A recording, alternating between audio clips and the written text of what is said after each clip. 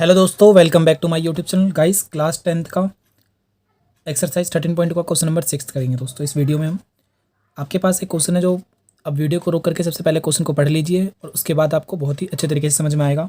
Question कह रहा है दोस्तों कि a medicine capsule is in the shape of cylinder with 2 hemisphere stuck to the each of its ends. मतलब क्या कह रहा है दोस्तों, जिसका डायग्राम क्या है 13.10। आपके पास एक डायग्राम दे रखा है ये, और क्या बता रहा है आपके पास एक मेडिसिन कैप्सूल है, मतलब दवाई की कैप्सूल है एक तरीके से, जो किस तरीके के सिलेंडर की शेप में है और जिसके दोनों साइड में क्या लगा हुआ है दोस्तों, हेमिस्फीयर। ये जो एक कैप्सूल है, एक तो इस तरफ क्या लगा है आपके, हेमिस्फीयर लगा है, एक यहाँ पे क्या लगा है आपके, हेमिस्फीयर लगा है। ठीक है, देखो हिंदी में बता रहा हूँ मैं। दवा का एक कैप्सूल एक बेलन के आकार का है, मतलब ये किस शेप में है, सिलेंडर की शेप में, बेलन की शेप में, जिसके दोनों सिरों पर एक अर्धगोला लगा हुआ है। इधर भी हेमिस्फीयर है और लेफ्ट में भी हेमिस्फीयर लगा है, अर्धगोला लगा है। इसका डायग्राम दे रखा है। पूरे कैप्सूल की लंबाई क्या है, 14 centimetre. The length of the entire capsule. Entire का मतलब क्या होता है बेटा, एंटायर का मतलब होता है जो ये पूरा का पूरा कैप्सूल है, यहाँ से लेकर के यहाँ तक जो है ना आपका, इस पूरे कैप्सूल की लेंथ कितनी है, 14 millimetre. And the diameter of the capsule is 5 millimetre. और डायमीटर का मतलब क्या होता है दोस्तों, अब खुद देखो, आपने देखा होगा हमारी फर्स्ट बेसिक की वीडियो, उसमें मैंने कहा था इस तरीके से आपके पास हेमिस्फीयर है और ये जो लेंथ है ये डायमीटर है। तो डायमीटर कितना है, 5 millimetre. Find its surface area. अब ये नहीं बताया दोस्तों कि आपको टोटल निकालना है या फिर क्या निकालना है, कर्व सरफेस एरिया निकालना है। मतलब या तो ये बताया कि भाई इसमें वक्र निकालो या फिर बताया कि कुल निकालो। क्या ऐसा इसमें कुछ लिखा है आपको कि सर नहीं लिखा, क्योंकि इसमें सिर्फ इतना बोला सरफेस एरिया फाइंड करो। देखो अब आगे कहता है पूरे कैप्सूल की लंबाई 14 मिलीमीटर, इसका व्यास 5 मिलीमीटर, तो पृष्ठीय क्षेत्रफल ज्ञात कीजिए। नहीं बताया ना इसमें कुछ भी। तो आप क्या करोगे, ऐसे क्वेश्चन को करने के लिए एक ही तरीका आपको लगाना पड़ेगा हमेशा। क्या लगाना पड़ेगा, आपको डायग्राम देखना है और समझना है कि भाई जब भी एरिया की बात होगी, किस चीज़ की बेटा, एरिया की। क्या एरिया यानी कि हिंदी में क्या बोलेंगे, क्षेत्रफल। जब भी एरिया की बात होगी, क्षेत्रफल की बात होगी, तो आप अपने आप को समझोगे कि सर हमें पेंट करना है। क्या करना है, हमें पेंट करना है।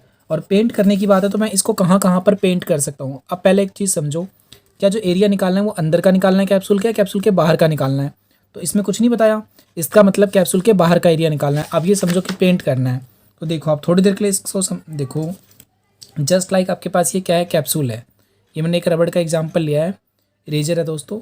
ये आपके पास कैप्सूल है, मैंने बोला इसका एरिया निकालो, तो आप क्या करोगे, इधर पेंट करोगे इसके चारों तरफ इस तरीके से। और जब हम इसके फोर्स वॉल के ऊपर पेंट करते हैं, इधर भी, इधर इसको घुमा के ऐसे रोटेट कर सकता हूँ जस्ट लाइक दिस। तो इसका मतलब क्या हो गया, सी ऐसे हो गया, और ऊपर और नीचे अगर मैं पेंट करूँगा तो क्या हो जाएगा दोस्तों, ये बेस हो जाएगा। अब दिखना पड़ेगा कि इसके ऊपर क्या लगा हुआ है, इसके ऊपर यहाँ पे क्या लगा हुआ था, आपको कैसे सर हेमिस्फीयर लगा है, यानी कि अर्धगोला लगा है, एक अर्धगोला इधर लगा है। तो बस अब करते हैं डायरेक्टली। ये देखिए दोस्तों, जो भी आपको मैंने अभी समझाया है ना, मैंने उसको क्या करा है, जल्दी से नोट कर दिया है। अब देखो इसका फ़ायदा क्या होगा। अभी आपको मैंने क्या बताया गाइस, कि इसकी लेंथ, ये सब कुछ इन्फॉर्मेशन दे दी है। अब तो सबसे पहले जब भी आपके पास ऐसा क्वेश्चन है जिसके एक डायग्राम के अंदर क्या हो, जैसे एक डायग्राम है, इसके अंदर 2 या 2 से ज़्यादा क्या चीज़ बन रहे हो, शेप मिल रहे हो। तो इसमें एक तो दिख रहा है आपको बीच में क्या है, सिलेंडर है यानी कि बेलन है, और दोनों साइड में क्या है गाइस, हेमिस्फीयर यानी कि अर्धगोले हैं। तो ऐसे केस में क्या होगा, जब कोई इन्फॉर्मेशन नहीं होती है तो आपको क्या मान के चलना है कि दोनों की रेडियस क्या होगी, सेम होगी। दोनों का रेडियस क्या होगा, सेम। रेडियस मतलब दोनों की त्रिज्या क्या होंगी, सेम। तो इसका डायमीटर कितना दे रखा था, 5 मिलीमीटर। अगर डायमीटर दे रखा है तो इसको व्यास बोलेंगे, तो त्रिज्या कितना हो जाएगा दोस्तों, आप कहोगे सर जितना भी आएगा इसके डिवाइड में 2 लगा दो। ठीक है, हो गया आपका ये 5/2 मिलीमीटर। अब इसको पॉइंट में कैसे निकालोगे, अब इसको पॉइंट में निकालने के लिए हमेशा 2 से डिवाइड करेंगे। जो भी आंसर दे रखा है, जो भी दे रखा है ना डायमीटर, उसको 2 से डिवाइड कर दो। तो डिवाइड करोगे तो क्या आएगा, 2 2 जा 4, 1 बचेगा, डेसिमल लगाया 0, 2 5 जा 10, तो क्या आएगा 2.5 मिलीमीटर। इसका मतलब क्या कह सकते हो, रेडियस कितनी होगी, 2.5। अब एक चीज़ देखो, एक तो हेमिस्फीयर इधर है और एक हेमिस्फीयर इधर है, तो इसकी रेडियस कितनी होगी, आप कहोगे सर 2.5, और इसकी भी क्या होगी 2.5। आपको एक चीज़ ध्यान रखना है, हेमिस्फीयर का चाहे मैं इस तरीके से रेडियस निकालूँ या इधर से कहीं से भी, वो हर जगह से क्या होगा, इक्वल होगा। तो ये मान के चलोगे कि नीचे भी क्या होगा दोस्तों, ये 2.5 हो गया, और इसी तरीके से क्या होगा 2.5 इधर हो जाएगा। यहाँ तक मेरी बात क्लियर है। अगर ना हो तो ये समझना पड़ेगा आपको स्टार्टिंग की वीडियोस देखनी पड़ेंगी, आपको पक्का क्लियर होगा। क्योंकि ये नीचे भी 2.5 है और इधर भी क्या है दोस्तों, 2.5 है, और ये पूरा कितना है, आप कहोगे सर ये पूरा का पूरा क्या है गाइस, 14 मिलीमीटर है। तो 14 में से 14 में से मैं क्या करूँगा दोस्तों, जो भी हमारे पास इस साइड की लेंथ आ रही है और यहाँ की लेंथ आ रही है इसको हम माइनस करेंगे, क्योंकि मुझे अब इस बीच वाले सिलेंडर की भी तो हाइट पता लगानी है। और सिलेंडर कहाँ है, यहाँ से लेकर के सिर्फ यहाँ तक ही तो है। आप कहोगे यस सर, तो 2.5 इधर से और 2.5 इधर से। अब खुद सोचो 2.5 एंड 2.5 टोटल मिला के कितना होगा। आप कहोगे सर 5 हो जाएगा ये, है ना। तो 14 में से 5 माइनस कर दो तो कितना आएगा गाइस, 9 मिलीमीटर। यानी इसकी लेंथ कितनी होगी, आप कहोगे सर 9। आपको इसका खास ध्यान रखना है। तो देखो यहाँ पे क्या आ गया आपके पास, डायमीटर आ गया, रेडियस आ गया यानी त्रिज्या आ गई, बेलन की ऊंचाई, सिलेंडर की हाइट कितनी हो गई। आप कहोगे सर 14 माइनस का 5 तो कितना बचेगा, ये 9 मिलीमीटर। ठीक है बेटा, ये बहुत ही इंपॉर्टेंट चीज़ है, ध्यान रखना है आपको। अब इसके बाद क्या पूछा था क्वेश्चन में, सरफेस एरिया ऑफ कैप्सूल। आपको मैंने क्या बोला, जब भी एरिया की बात होगी तो आप क्या समझोगे, सर इसमें पेंट करके देखना है। तो पेंट कहाँ कहाँ पे कर सकते हो, आप कहोगे सर सिलेंडर के चारों तरफ, क्योंकि ये वाला हिस्सा और ये वाला हिस्सा क्या है, एक तरीके से इसके ऊपर हमने क्या लगा रखा है, 2 हेमिस्फीयर लगा रखे हैं। उससे क्या हो चुका है, कवर हो चुका है। देखो जैसे कि ये पार्ट है, इसको मैंने ऐसे करके कवर कर दिया हेमिस्फीयर के, कुछ भी लगा के। जब मैं इसे ऊपर से कवर कर दूंगा तो यानी कि ये वाला जो हिस्सा अंदर का नहीं दिख रहा ना, ये तो वहाँ का एरिया इंक्लूड नहीं होगा। तो आप क्या लिखोगे, curve surface area of cylinder plus में curve surface area of 2 hemisphere. क्यों लिखोगे दोस्तों ये, देखो मैं समझाता हूँ। यानी कि ये जो सरफेस एरिया है सिलेंडर का, इसके चारों तरफ की पार्ट बात हो गई। और यहाँ पे कितने हेमिस्फीयर है हमारे पास, एक इधर है और एक इधर है, तो 2 कर्व हेमिस्फीयर हो गए। तो उनका भी surface area, curve surface area आएगा, सिर्फ कर्व, टोटल नहीं आएगा। टोटल क्यों नहीं आएगा, क्योंकि ये वाला जो इसका बीच नीचे का सामने का हिस्सा है ना, इस तरीके से देखो, ये सिलेंडर का पार्ट है, सॉरी ये सिलेंडर का पार्ट है और ये हेमिस्फीयर है। तो इसको मैं इस तरीके से रखूँगा तो ना तो इसका दिखेगा हिस्सा ना ही इसका हिस्सा दिखेगा, दोनों तो कवर हो गए। तो सिर्फ ये क्या बचेगा, इसके ऊपर का हिस्सा बचेगा बस, और कुछ नहीं बचेगा। ओके दोस्तों, तो अब क्या करोगे आप, देखो ध्यान से। हिंदी में लिख देता हूँ एक बारी मैं। ये देखिए दोस्तों, मैंने लिख दिया यहाँ पे, बेलन का वक्र पृष्ठ क्षेत्रफल प्लस में 2 अर्धगोले का वक्र पृष्ठ। वक्र मतलब कर्व सरफेस एरिया। तो कर्व सरफेस एरिया क्या होता है, 2πr/h प्लस इसका क्या होगा, 2 है ना, तो 2 साथ में लिखोगे। और जब भी 2 होंगे तो इसका मतलब मल्टीप्लाई का साइन आएगा। और curve surface area of hemisphere क्या होता है, आप कहोगे सर इसका फॉर्मूला होता है 2πr²। ठीक है बेटा, तो क्या होगा, 2 की जगह 2πr/h प्लस में 2 को 2 से इंटू करोगे तो 4 आएगा πr²। ठीक है गाइस, अब इसकी वैल्यू पुट कर देते हैं यहाँ से, देखना ध्यान से।